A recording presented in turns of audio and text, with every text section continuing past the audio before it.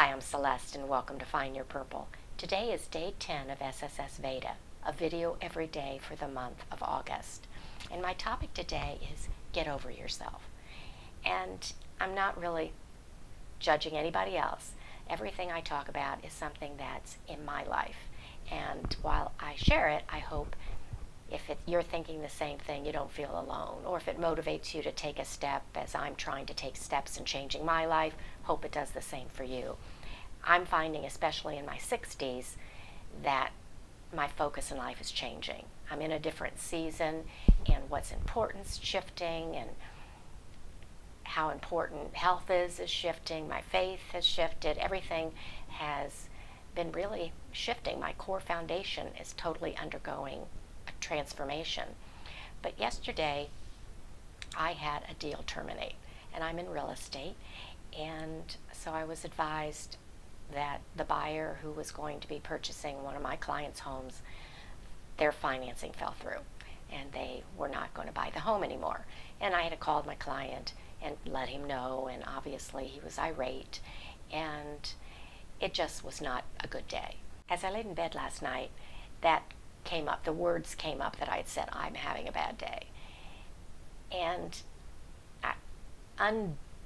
how random thoughts come to your mind, but a random thought had come about a quote that Helen Keller once said, that I cried because I had no shoes until I met a man who had no feet. And I think that quote should be on a board, because so many of us live in our own little bubbles, and if our own bubble's fine, then everything's good.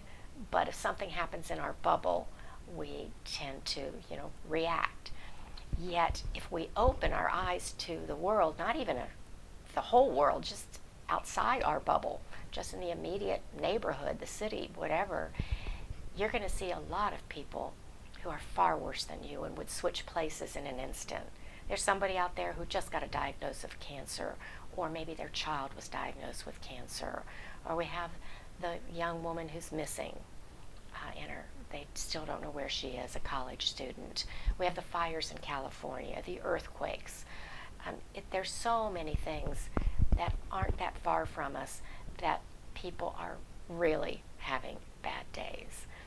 So I remind you, as I remind myself, that anytime you're feeling bad, anytime you're feeling sorry for yourself, as many of us often do, take a few moments, even just turn on the news, and really open your eyes to what other people are doing, what's going on with other people. We had a fire just about 20 minutes from where I live, apartment fire, and 200 people displaced, and a couple deaths, and I wasn't watching the news, hadn't even been aware it had happened. So here I was, 20 minutes away, their world was shattered, and mine wasn't even affected. So I'm having to really open myself up to all of that and getting more involved. I am signing up for the ADRN, which is an Austin Disaster Recovery Network. It's an organization in Austin, and the churches combine, and so when there is a disaster in our area, they dispatch people to help in all kind of aspects of the disaster. And so I've got to get out of my bubble and realize there is a big world. It doesn't revolve around me.